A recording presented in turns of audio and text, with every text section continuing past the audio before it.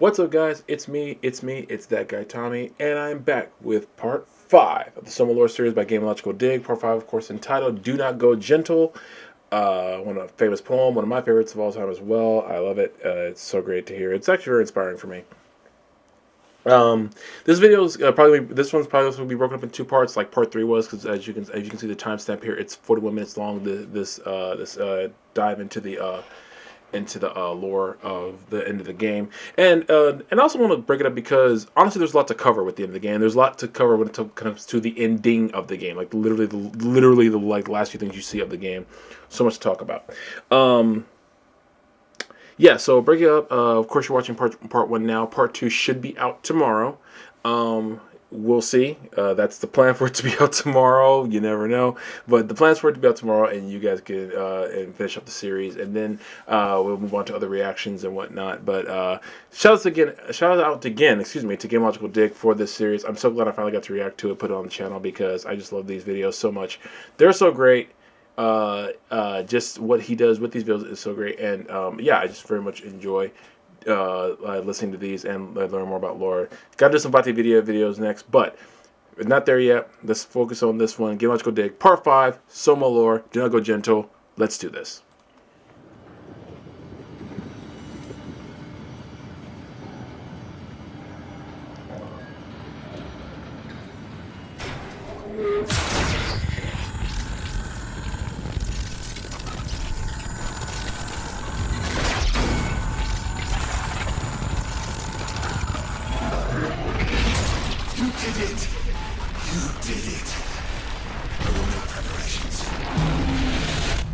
Bro, personal space.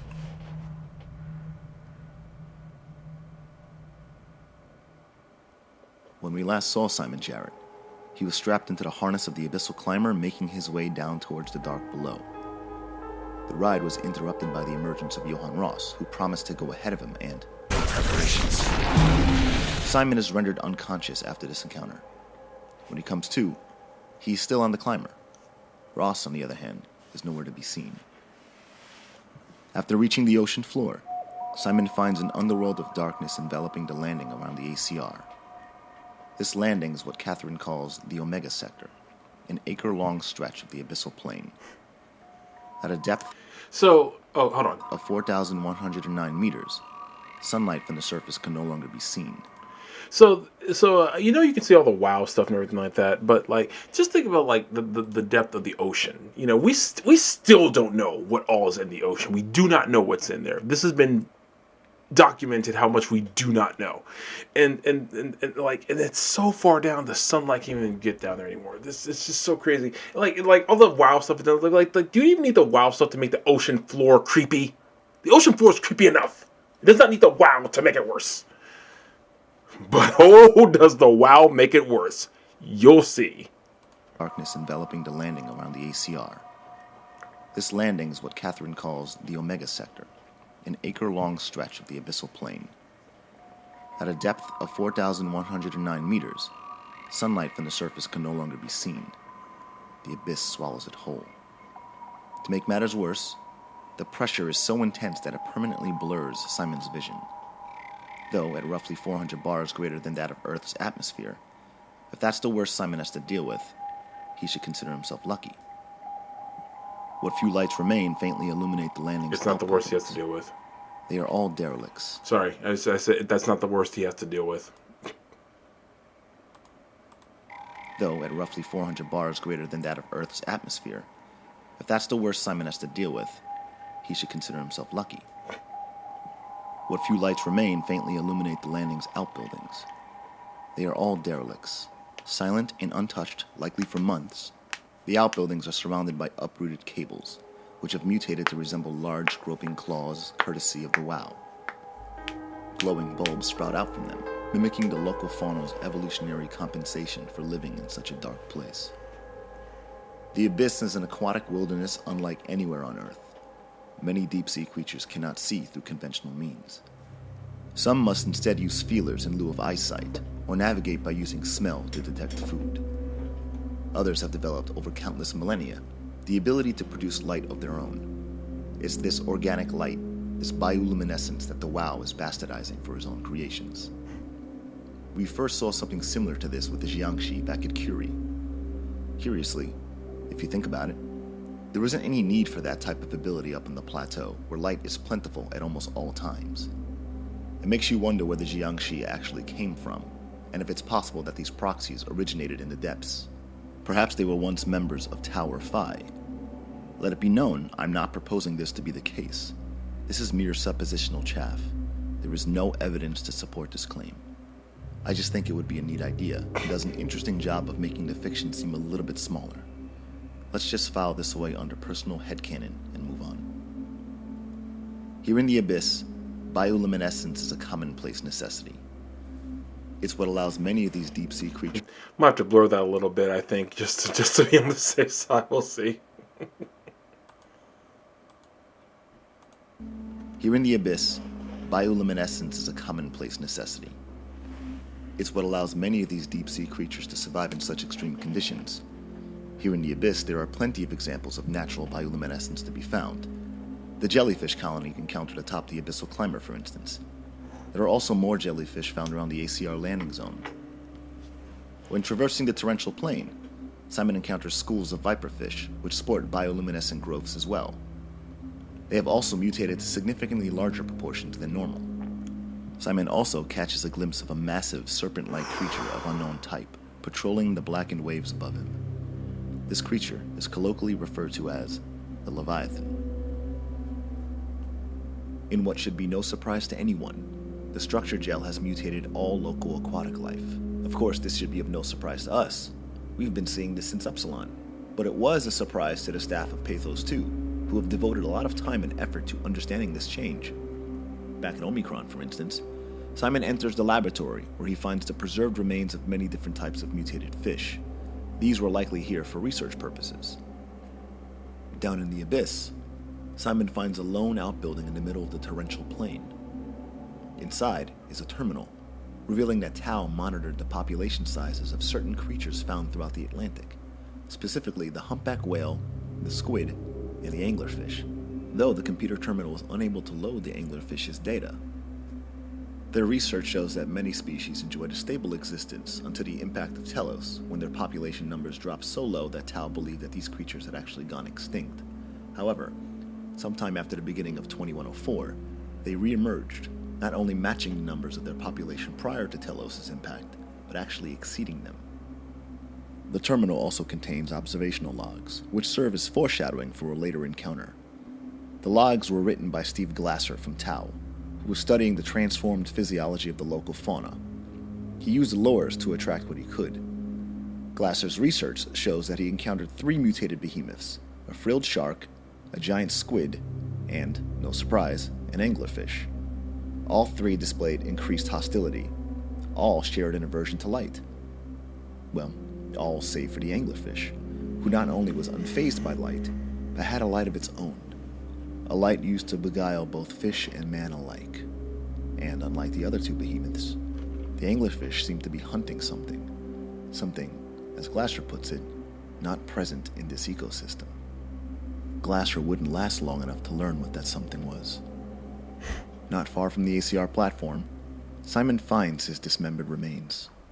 Jesus, did you see that? Stick to the lamplights, they won't go near them. I can't fail, Glasser. It's important I reach Omicron. Our future depends on it. Calm down. Let's just follow the path. If I die, I need you to tell Julia Dahl that the WoW is out of control. She needs to get to Sarang. He'll know what to do. Ross, you can tell them yourself. We just need to pick up the pace, okay? Glass! We lost the path! We need to go back! I know where to go. Come on. It's over there! The light is over there! Final push, Ross. Almost there. We just... Glasser's black box. You know what's weird? Not weird, but like genius in the design of this game. The audio logs are like sometimes worse than the creatures that you do see and what you do encounter. Like just the fact that whatever happened, is not shown, but the aftermath is like a million times worse. So I love that kind of thing in well done horror anything, game, movie, whatever. I love that kind of thing. I know push for us. Almost there. We just... Glasser's black box reveals that he was accompanied by Johann Ross, who, unlike the version we met in Omicron, seemed very human and very concerned with reaching the climber. He tells Glasser that should he die, Glasser is to find Julia Dahl and warn her about the WoW. She would then have to contact Mark Serang, who would know what to do next. This plan was doomed to failure for many reasons. First, and most obviously, is because of the mutated fauna. Some creature, likely the Leviathan, attacked and killed Glasser. Ross was, in turn, wounded so badly that by the time he reached the climber, he passed away before it even reached the top. He survived only by the grace of the WoW, though the fact that he made it to the plateau at all was so fortuitous it could be called a miracle. Another reason the plan was likely to fail was because, unbeknownst to Ross, Mark Serang had already committed suicide on July 12, 2103. We already know what happened next. The quarantine and overloaded Omicron. So, instead of moving forward, let's move backward a bit. 2 days prior to Glasser's death. As stated earlier, Ross reaching the climber wasn't just luck. It was providence. Providence provided by the arrival of the ARC team. When we last saw them, it was Christmas Day of 2103. Interestingly, there seems to be a timeline discrepancy regarding the date of the ARC team's arrival. The terminal found near the ACR landing indicates that they arrived on the 26th of December, whereas the dispatcher log at Omicron dates it as the 25th. While I would normally chalk this up to prolonged travel time, it's definitely not the case here, since the ARC team logs their arrival at 2:01 p.m. For this time frame to make any sense, it would require the ARC team to have made their transmission to Omicron on December 25th, 11:59 p.m. at the latest, and then spend the next 14 hours and 2 minutes riding the climber down into the abyss. As slow as the climber may be, it's not that slow. This is just an oversight of the riders. Either way, their arrival heralded the return of the climber 2 days later, as confirmed in the journal entry of Johann Ross. When the ARC team arrived, they found the Omega sector completely abandoned, and Tau unresponsive to all attempts at communication.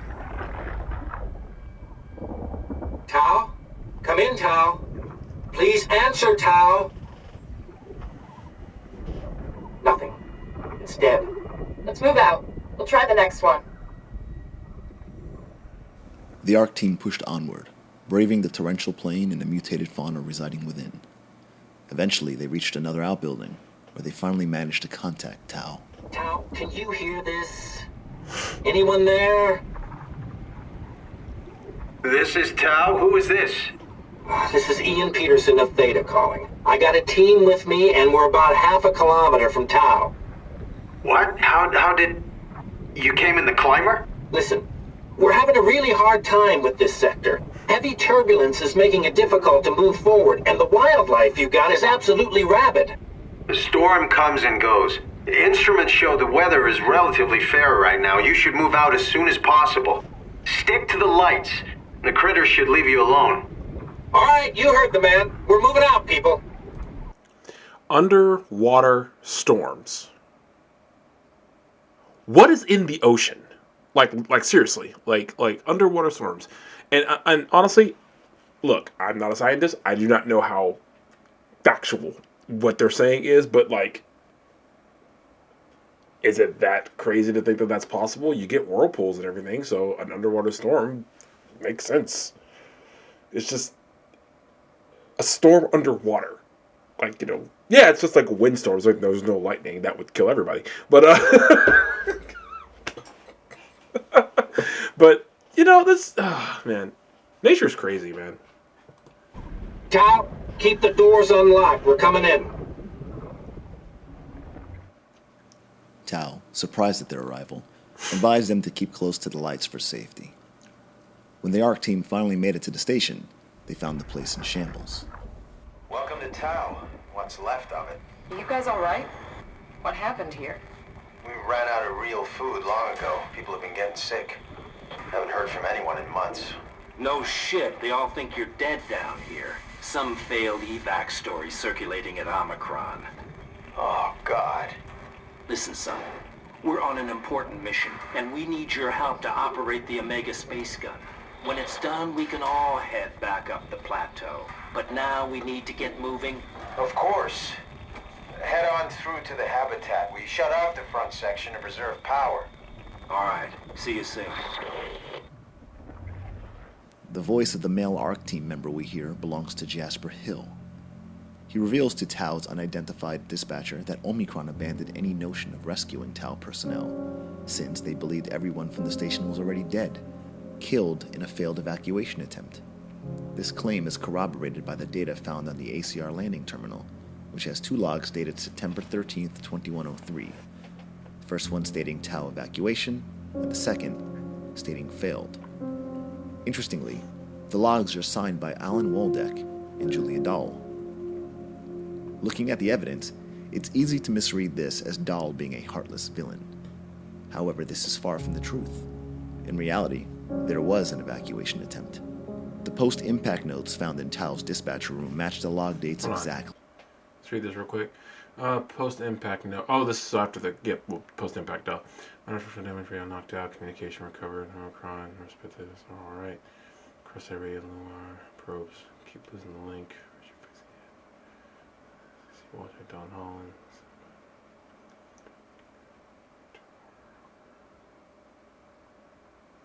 Oh. Why did I somehow miss this the first, like every time I watch this? SOMA monster. I think it's because I don't really, I've never taken time to read this. Man. SOMA monsters and no radio. Jeez, man. I came up with something that mindset. You're at the ocean floor, and you can't communicate, and there are sea monsters, essentially, surrounding you. Has there ever been a more we're dead situation in... Man, look. However, this is far from the truth. In reality, there was an evacuation attempt. The post-impact notes found in Tau's dispatcher room match the log dates exactly. On September 13th, the evacuation of Tau was ordered. Oh no! Sorry, let me start something. I always do love the things like this where they have what will be like real hand scribbled notes and something like this, but then they have like the actual you guys can see it, the actual so you can read it, but they still have the handwritten notes and everything. I would say that kind of thing is really cool detail, and because you won't struggle to read it, they make it easier to read. But that much game detail is I always think is really cool. September 13th. The evacuation of Tau was ordered. On September 15th, Tau was swarmed by monsters. They were also left without radio communications. This is explained in the earlier notes, which state that between January 12th, 2103 and April 11th, 2103, the damaged Lumars made radio contact so inconsistent that SSE Heather Volchek, Julia Dahl, and Richard Holland had to establish a system of bi-weekly visits to maintain communication with Tau. This was to continue until the Lumar probes were fully repaired. That, of course, never happened. The evacuation attempt left Tau licking its wounds. Many of its staff were hurt. Johan Ross's journal entry makes mention of this, citing Vic Auclair as the only one who sustained serious injury, possibly mortal injury. The entry dated November 19th, 2103 gives an indication of how desperate things became throughout Tau. Food was so scarce that a staff member named Coetzee made a suicide run to Observation, the outbuilding located over a kilometer away from Tau proper. She miraculously returned unharmed, but with proverbial crumbs. Though the game doesn't say much about the general temperament of Tau, it seems there might have been feelings of resentment amongst its personnel, and rightfully so. Considering the dire straits Tau found itself in, is it really surprising that the arrival of the ARC team was met with a mixture of enervation and embitterment?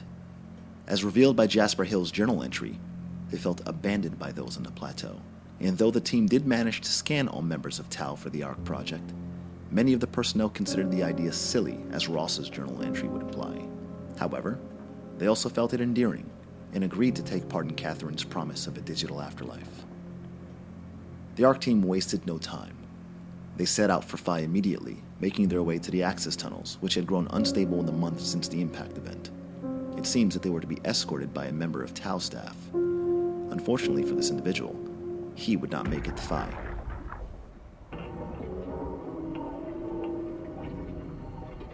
What the hell is wrong with this place? There's nothing to worry about. Just the warden flexing his muscles. The warden? You mean WoW? Well, down here he has many names. Warden, the Alpha. Like in Site Alpha? I thought that was made up. Made up. Then someone should really fire Johan Ross. Tell him there's no reason to walk these tunnels no more. This section is gonna collapse.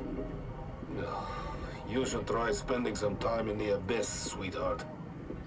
You know when shit's for real. Catherine, move up. Come with me. Okay. Hey, wait for me. Careful with the Ark. Take it easy, it's not going to.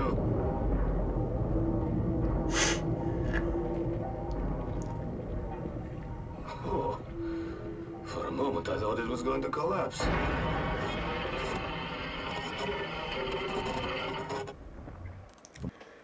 As a general rule, if you find yourself underwater on the ocean floor in a man-made structure that's already creaking and groaning and making noises and sounds prone to collapse, do not then say the phrase, for a moment I thought that was going to collapse.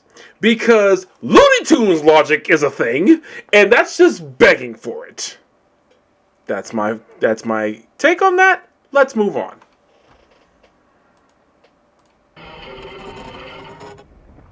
From what I can tell, they were led by town member Seal Kowalski. I based this on the character's accent and the familiar tone he has when speaking about the Abyss and Johan Ross, as well as his confirmation of Alpha being synonymous with the WoW itself. Having pushed on ahead of their escort, the ARC team managed to make it through the cave-in unscathed. They eventually reached Phi, where their confidence in the plan began to buckle. Here, lying in a pool of blood, is the body of Catherine Chun. Her remains can be data mined, allowing Simon and the player to relive the exact moment the ARC team failed. Are you suggesting we keep it down here? Doesn't that defeat the whole purpose? Eternity among the stars, remember? The people inside the Ark won't know the difference. We can just keep it down here, and we don't have to risk the Ark being shot through 5,000 meters of broken barrel, and then push through another 100,000 meters of a dust-filled atmosphere. Will the casing stand all that pressure? Well, the odds aren't great. Catherine, say something. I don't care what you think. I'm launching it. No need to be like that. Let's just hang on to it for a while and think about it. We can launch it later. No, that wasn't the deal. We made it to save them, to launch it. Out there, it's hope. Down here, it's a fucking terrarium waiting to die with the rest of us. Come on, Catherine. It's not asking much. Let's just think about it before we risk the only hope humanity has to survive this hell. No, we launch it today. This is my project, my Ark. It's bigger than that. Don't you get it? It's not for you to decide. We're talking about the fate of mankind. Get away from the Ark! I'm taking it. No, you're not. I'm not gonna let you ruin this. Stop it! Guys, calm down. Get away from me! No! What the fuck did you do? It was an accident. Catherine, talk to me. Catherine. How do you accidentally bludgeon somebody to death with a wrench? Just help me here. Help me. Help you. Help me. Help you. How does that happen?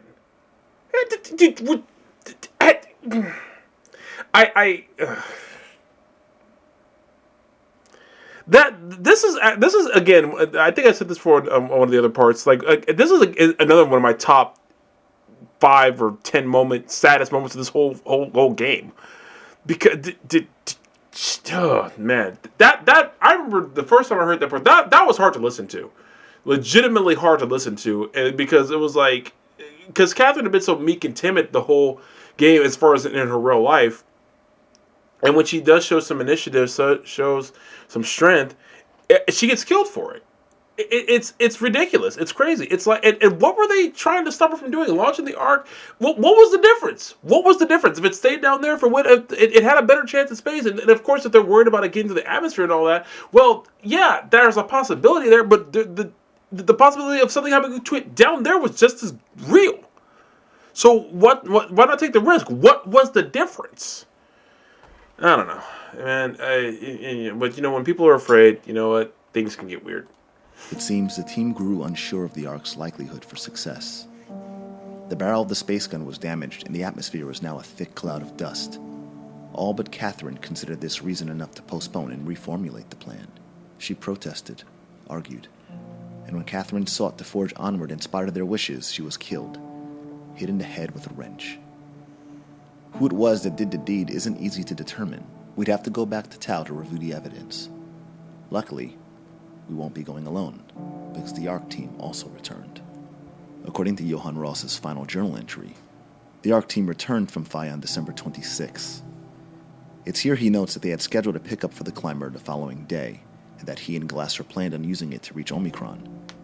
This is how Ross made it to the plateau.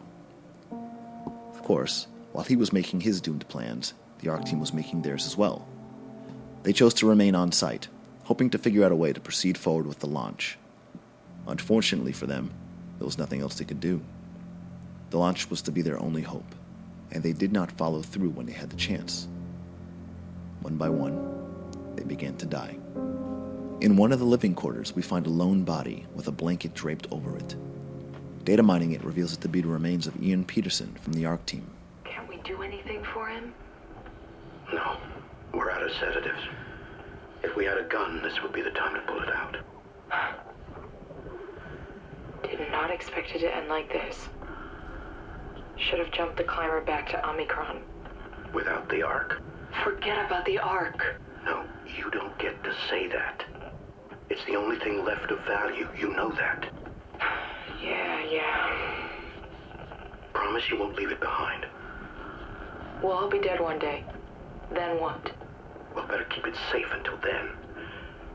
Don't want the wow to take it, swallow it whole. I'm sorry, Catherine. It's okay, Ian. Just let it out. Let it all out. The man speaking during the memory is likely Jasper Hill. The woman is Sarah Lindwall, who we first heard of back at Site Theta. She laments on not taking the climber back to Omicron, indicating that some amount of time has passed since their return to Tau.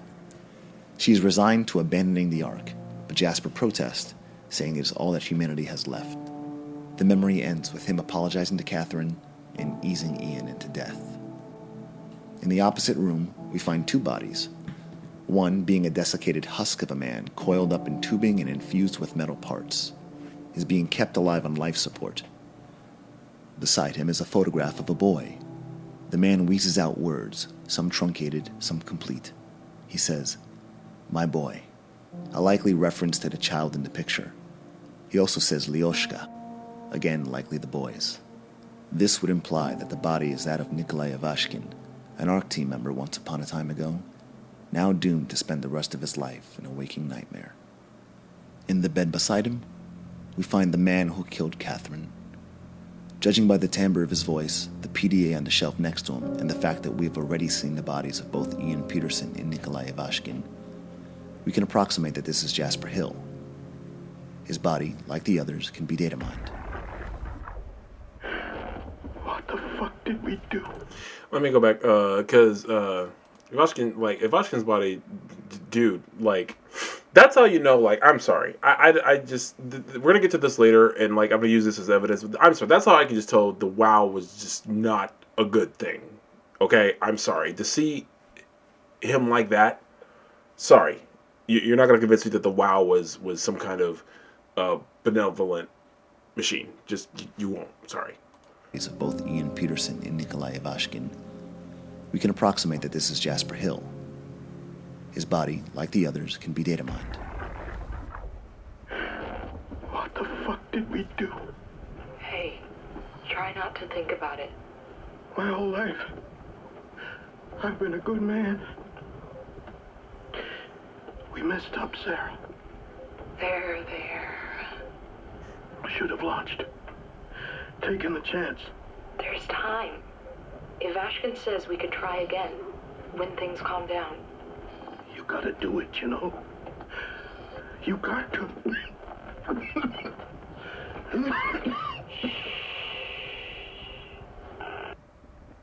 He is clutching a torn photo of Catherine, showing the extent of his grief, his guilt, even in death. Afterwards, all that remained of the ARC team was Sarah. She spent her time with what few TAL personnel left. We aren't given an official roster like in many of the other stations, but we do know that there was one survivor named Jin Yoshida. It seemed he operated out of TAL's front section, as there are numerous access logs under his name found in a terminal there. If there were other survivors, such as Coetzee or Eau Claire, they didn't last long. On April 11th, 2104, the WoW contaminated a power suit stored in TAL's power suit bay. The following day, Jin equipped that suit, sealing his fate. Whether it was he who managed to kill the remaining members of the staff is unknown.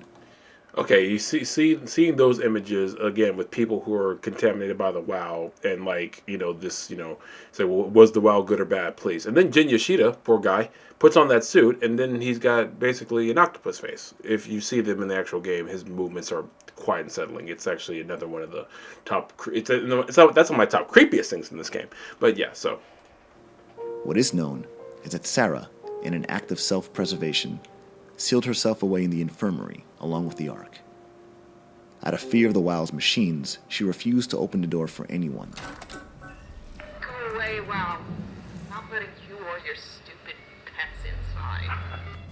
She even refused to talk to anyone.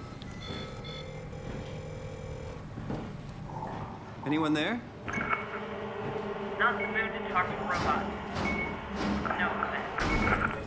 However, little did she know that her salvation and mankind's would be found in the efforts of one of the machines she sought to escape.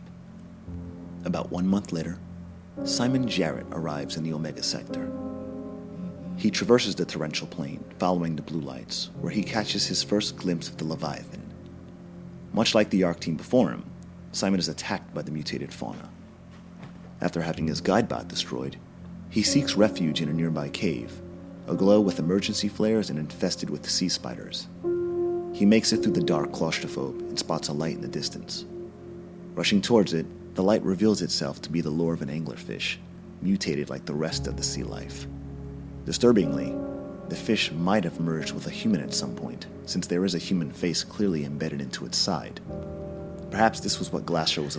That reminds me of two things. One of the best sci-fi short stories of all time, I Have No Mouth and I Must Scream. It also reminds me of the, I think, underrated sci-fi horror movie Annihilation. If you guys have ever seen Annihilation, that's what the single. A lot of this game does remind me of Annihilation, in hindsight, but that always reminded me of Annihilation, like, immediately. Particularly the bear scene, if you guys remember the bear scene, you know what I'm talking about. And, of course, sorry, just making sure my screen didn't have any smudges on it. I think it's from the game. Sorry. But particularly, I Have No Mouth and I Must Scream, which is, again, it's a horror sci-fi short story, but a great one. It's a fun read. Not a fun read, but it's a good read.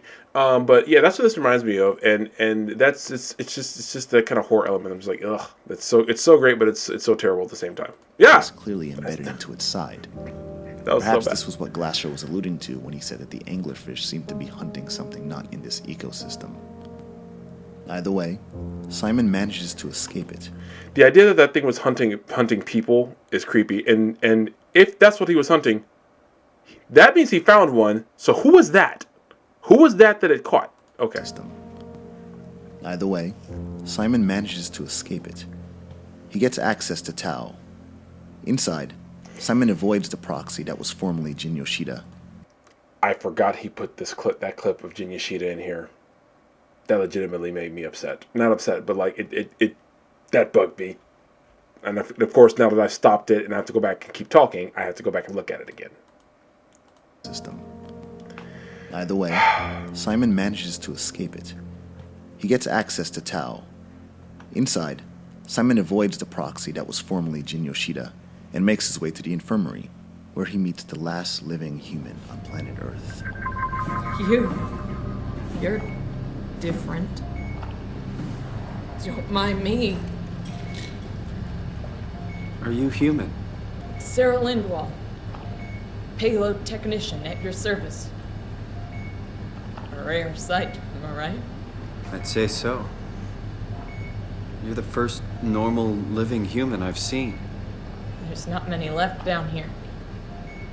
Most of them are up on the plateau. You mean at Omicron? Yeah. There's no one alive at Omicron. You've been there? I've been all over. The power plant at Upsilon, the ruins of Lambda, the abandoned Delta, Theta. You've been to Theta? There's not a lot left of PATHOS-II. And, I'm the only living person you've met? You mean I'm the last living human on the planet? I'm sorry. Who are you again?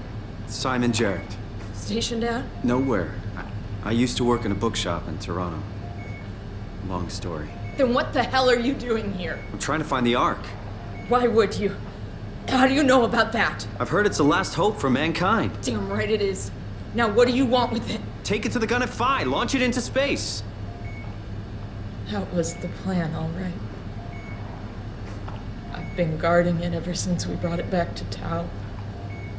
Just couldn't bring myself to let go. To tell you the truth, I don't have the strength to argue. And I certainly don't have the time to wait for the next sentient thing shuffling through here. Go ahead. Take it. Thank you. Can I get you anything? Do anything for you?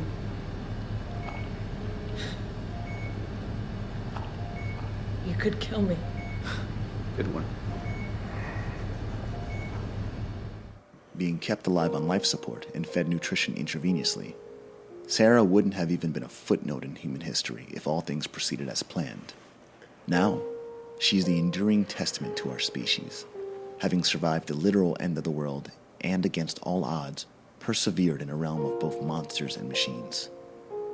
This world is no longer ours. Sarah is devastated to learn of the deaths of her co-workers, her friends, her species. While still in possession of the Ark, she's in no condition to defend it, let alone bring it to Phi. Tired and unwilling to go on, she agrees to let Simon have the Ark. She also wants to rest. Sarah begs Simon to kill her. You serious about me killing you? No, I'd love to hang around here until I dry up to the size of a raisin. Simon, this fucking sucks. I don't want to live like this. Shouldn't we be doing something to keep you alive? Why? You're the last human. I just find it disrespectful to our entire history not to fight this. Sure, we have the Ark, but you're the real deal. Thanks. That's probably the best compliment I've ever got. But the truth is that the Ark is all we have. We'll have to accept second best, you know. None of this feels right. Simon, I want to die. Sarah. Just think about it. Though it has no bearing on the gameplay or narrative, this is one of the hardest choices you'll ever have to make in a video game. On one hand, you have the last vestige of a species, a living eulogy to culture, civilization, all wrapped up in the gaunt frame of a withering 29-year-old woman. As unlikely and as remote as it may be, there is a chance that someday a deus ex machina might appear to whisk her away from this underwater Bastille and return her to the surface. Perhaps it's not entirely uninhabitable. Perhaps there are even survivors. Perhaps. But that's likely a pipe dream. The alternative is dying a slow death and refusing to give up on a fight that was lost a long time ago. Humanity's days were numbered when the comet hit.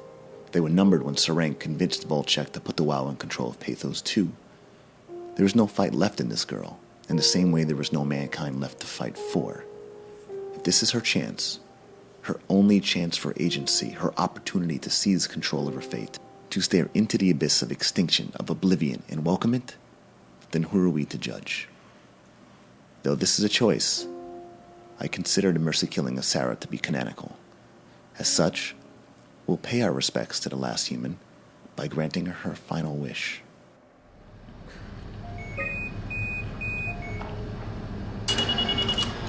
Would you stay with me, please? It won't be long now. Just, please, just stay. What a crazy thing this was. Life. At least I won't have to turn 30. Hooray! Wish I could have died at home with my friends. You ever been to Greenland? It's very beautiful. Well, at least when you get out of the city. Nanook is busy, and yes, there's like 12 million people trying to get around, but it's a great place. Or rather, it was a great place before the comet ended it all. You know what? I prefer it this way. I liked PATHOS. Liked my colleagues. Ian, Nick, Jasper, even Catherine. People thought she was weird because she was quiet, but she was cool. Simon, you still there? I'm here, Sarah. Don't let him die, okay? Send them out there. To the stars.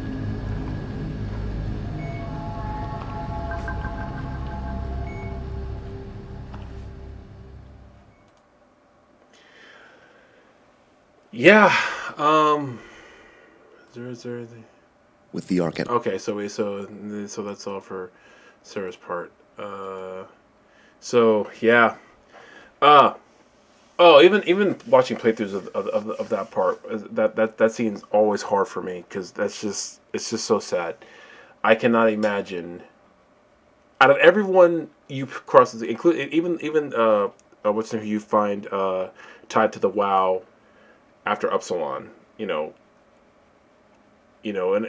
that situation was horrible too, but at least that one was thrust upon her and she didn't have a choice in that one.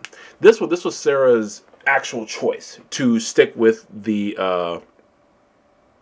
pain she was going through, right, to protect the Ark. But when you think about it, no matter what would have happened if Simon hadn't come along, and eventually her life support would have failed anyway, and she would have passed on, and the structure gel was already leaking inside that room. Eventually, the WoW would have found a way to warp that room anyway.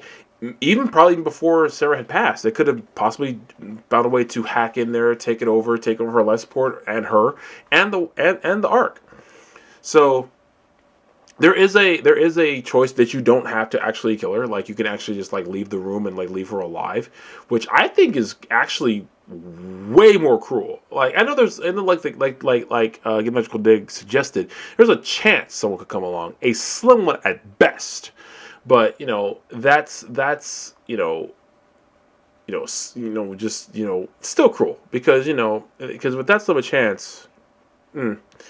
But Simon makes the choice, and I think it's a player. I think if I was playing this, I'd have made the choice to go ahead and turn off the life support and stay with her. I wonder if there's you wouldn't hear it because you wouldn't there. What if there's written dialogue that they made if you turn off her life support and you don't honor the request to stay with her and you leave? Was there ever anything written or recorded? Not that you'd hear it, but for that. But oh yeah, that's probably my number one saddest thing about the scene in this whole game. That scene. Now the ending is probably my number 2 in its own way, but we're gonna discuss that next time. So, guys, that is the part 1 of this. I think you guys saw the timestamp. There's about 10 minutes left in part 2. And while I would keep going, there's a lot to cover in part 2 because while I was watching it, I do remember the ending, and I just thought of something. That they can be compared to that I will discuss in the next part, and we will talk about that when we get there, and we will get there next time. So, thank you guys so much for watching. I appreciate the love and the support. Be sure to follow me. All the socials are right there. And don't forget to hit that like button, hit that subscribe button, and hit that bell to know when I'm going live or whenever I post a new video. Thank you guys so much. I appreciate you for watching, and I will see you guys in the next one as we finally finish out the Gameological Dig SOMA lore videos, and we'll see you part 2 of part 5. You guys take care. Thank you so much, and I'll see you then. Minasan, sayonara. Peace. What's up, guys? Thanks for checking out the video. Really appreciate you. You guys are wonderful. You're stupendous. You're magnanimous. It's a great word, isn't it? Magnanimous. Anyway, thanks for watching. Keep on the lookout for more. Follow me on all my socials.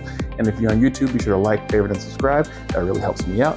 Thank you guys so much for checking me out, checking out the videos, and get ready for more coming down the pipe, because you never know what's coming next. See you guys soon. Peace. I think that was pretty good.